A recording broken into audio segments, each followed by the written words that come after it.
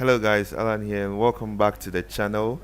And this is our final part in our concrete structures inside of Revit, and we are just going to cover a little bit of settings in here, and I'll leave the rest I'll leave the rest for you guys. If you really want to kind of like study and make sure you know absolutely everything in here, you can send me an email because I'm not being able to cover every single thing I need to cover and actually put them out here. All right, so you can send me an email because I'm starting a community where we actually come together, where we're going to be studying the Revit software to the highest level as we can get. All right, so you can send me an email. Feel free if you want to join the community, but you should also know it's going to come at a fee.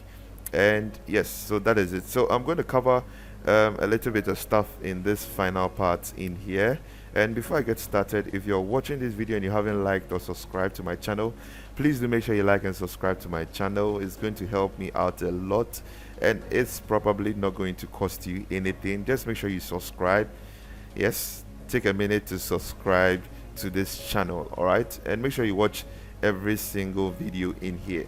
All right, so I'm going to get started in this final part, and we're just going to look at a few settings in there inside of the Revit software. So starting off with this, the first thing I'm going to talk about is our visibility graphics. All right, so now let's say you have all of these beams here. All right, you have all of these beams here, and you'd want to represent that with, let's say, a different color, or maybe a different line pathing in there, or maybe you want to give it a hatch pathing and do all of those stuff. All right, just kind of like change the line widths of this, unlike you going in here and just turning this on to actually create everything to become a thin line. All right, everything in here is going to be changed to thin lines. All right, so sometimes you would want to create some representative techniques, like we call it.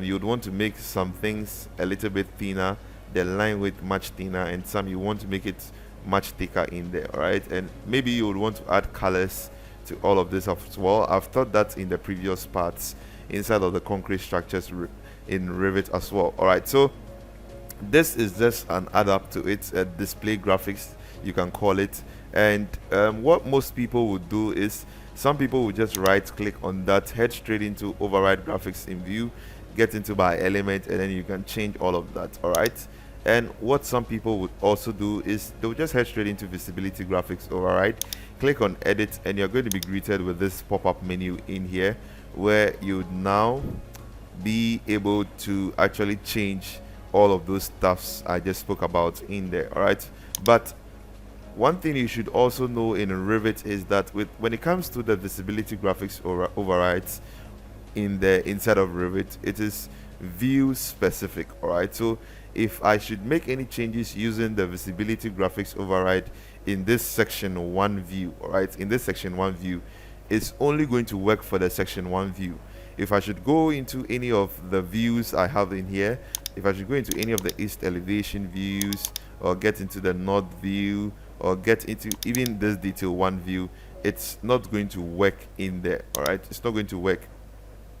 One thing you should know is that this is view specific. All right, it's only going to work for this view, but there's actually a trick to it, where there's a command in Revit where when you go in there and you change those settings, it's going to change in the entire model. All right, and that settings is when you head straight into the manage tab, you're going to see it in here, object styles. All right, so you're going to find that object styles in here with this pop-up menu. Yes, so you're going to find this in here with this pop-up menu in here, and then you can scroll all the way down and then find what you'd want to actually change. All right, so let's say if you want to work with the structural beams, the area reinforcement, you would want to give it a different color. You would want to change the line widths of that, or you'd want to change the line pattern of that, or you'd even want to add a material to that. It's also going to work for it. All right, so with the object styles, when you come in here and you change some stuffs in here, it's going to change in the entire model. So that's just by the way.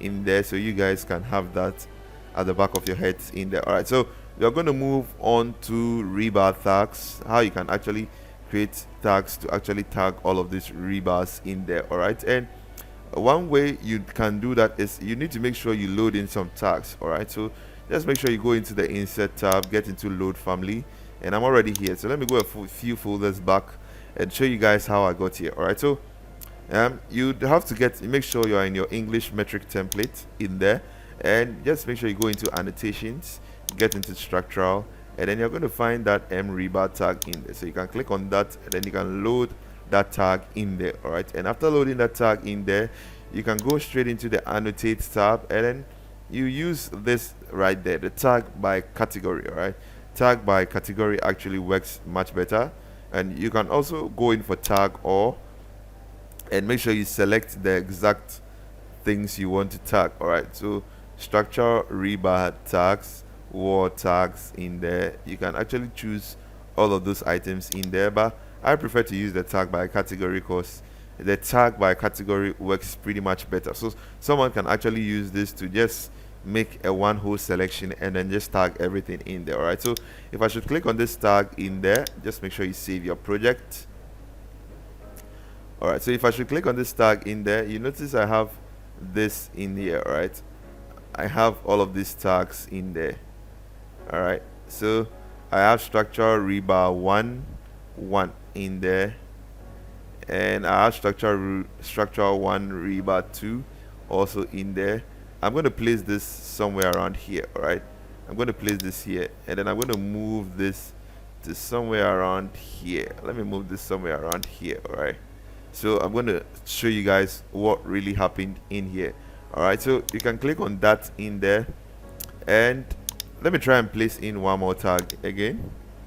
Let me try and place in one more tag in there, and you notice in this modify tab in there, we have horizontal and we have vertical, so you can actually place them vertically if you want in there. All right, you can place them anyhow you want. I think I prefer the horizontal. And we have in here tags, all right, which is the loaded tags you have inside of your software now. All right, so you can see it in there. We have the door tags loaded up, we have slab tags loaded up, we have revision tags, and we have solid wall. You have all of this loaded up into the software, so you can see all of those stuff in there, and you have this as your leader being checked on. All right, so with this, when I uncheck that in there, you're going to notice I do not have any leader in there. If I should bring this in there, you notice I now have that leader in there. All right, and we have in here attach end, and we have the free end also. All right, so with the free end in there, let me just move this somewhere here.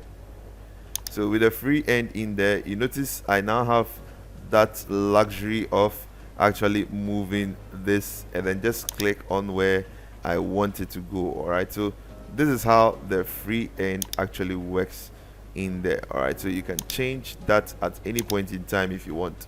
So you can come in here and even change that to attach to end, or you can change that to your free end if you want. You can change that to free end if you want. So let's try and place in one more tag again, and this time I'm going to use the free end, and I'm going to place that tag right here, and I'm going to move it somewhere here, and then let's move this somewhere here. All right, so this is how you can tag all of those rebars in there inside of Revit. So if I should click on this rebar in here, you notice in here we have the M area tag in there. All right, and we have a couple other tags also loaded up. If I change this to this tag in there, you're going to notice we do not have anything in here, which is the squiggle symbol. All right, I do not know what that is, so you guys can drop that in the comment section if you do. And let me just get back into my rebar tags in there. Let me select this one and show you guys what's happening in here.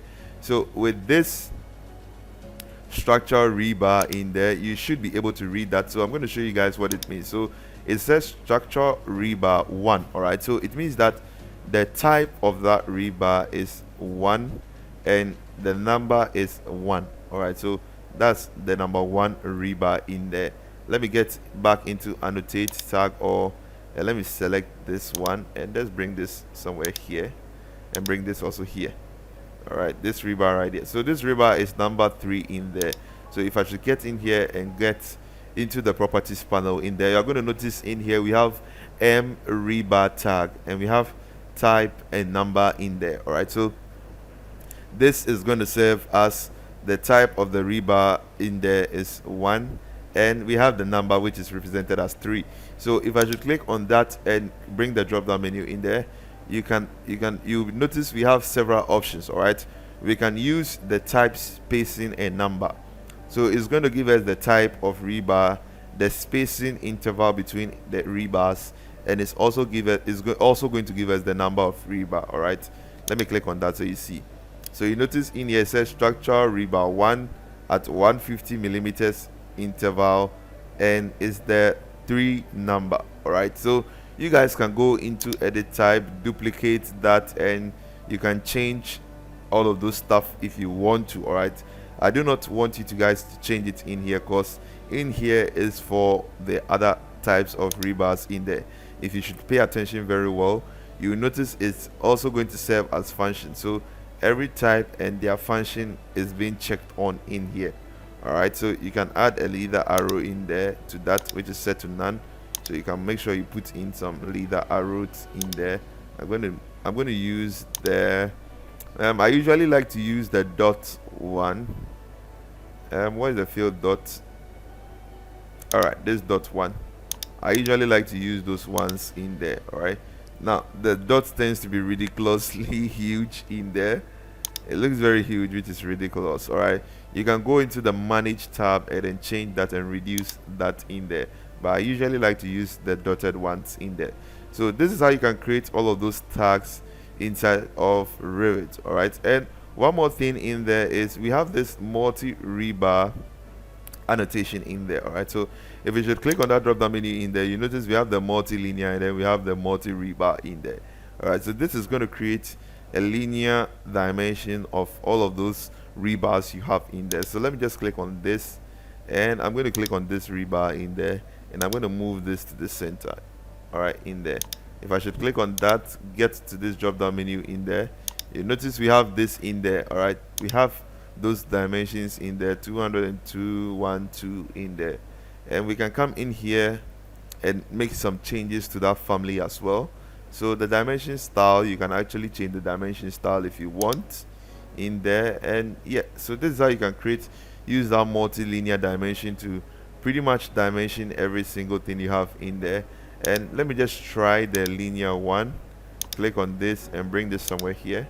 It's pretty much the same thing. Yes, I think I heard back on architect say it's pretty much the same thing inside of Revit. All right, so yeah, so that is for this multi rebar tab in there.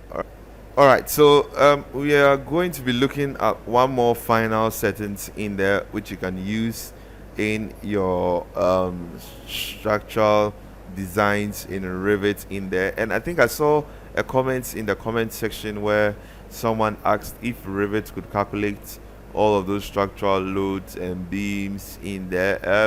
I'm sorry to inform you, Revit can't calculate the loads and all of those stuff in there unless you're using an external software. All right, so it can't do that in there. It can just model out, and based on your calculations and everything you have done with an external software, you can model all of those stuff out inside of the Revit software. All right, so I'm going to look at one more stuff, and we are going to come to an end of our concrete structures in Revit, and we are going to take off in a new topic inside of Revit, and which is very interesting.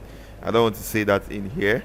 And yes, so we are going to continue with the next topic, and I'm going to show you guys one more thing. All right, so if I have a lot of stuff in there which I would like to share with you guys concerning the concrete structures in Revit, but I'm only going to do that in our community level. All right, so if you should send me an email and want to join the community, it's going to come at a fee, and I'm going to take my time to explain to each and every one in there, and we are going to have lots of fun studying the Revit software together. All right, so just make sure you send me an email to join the community, but you first of all have to pay that fee, and then I'm going to join into that community. All right, so I'm not going to touch a lot of stuff in this parts in there. I have a lot of stuff in there, so if you really want to study that, you can send me an email. But I'm just going to show you guys one more settings in there. All right, so if I should move my mouse pointer on top of this column, all right, if I should move that mouse pointer on this column right here, and let me just hit on the tab key to select that, and if I should select this, you notice under the presentation tab in there we have show all right, which means that it's going to show all of these structural rebars in there. All right, so if I should select show first and last, it's only going to show the first and then the last one. So just look at what's going to happen in here. Select that, and you notice just the first and the last one is showing, but all of those stuff are in there actually, but it's just going to be the first and last one which is going to show. And if I should go into show middle, it's just going to be the middle one that is going to show, and you can actually select the ones that you want them to show inside of Revit, which is quite very interesting. So if you have a lot of populated rebars inside of your design, you can actually just take some off and show some of them in there. Maybe if they have the same spacing in a particular area, you can just show some off and just hide some of them, and you can put some tags and notes in there, yes, for your better presentation, if I call it. So I'm going to leave this at show all, and we are going to end here in our final part on this concrete structures in Revit, and we have pretty much looked at a lot of stuff. All right, so in my community level, I'm going to be showing you guys how you can actually create custom families. All right, custom family tags, and you can actually use that in your project or in your design or anything that you are probably working in. All right, so we are going to end here and call it our final part inside of the concrete structures in a Revit. I hope you guys have been able to study something, get something, and you can actually model out some columns, rebars inside of Revit by just watching this series. All right, yes, so make sure you like and subscribe to my channel, and drop a comment in the comment section if you want to add to whatever we've spoken about in this video. And I'm going to catch you guys in the next topic. Peace out.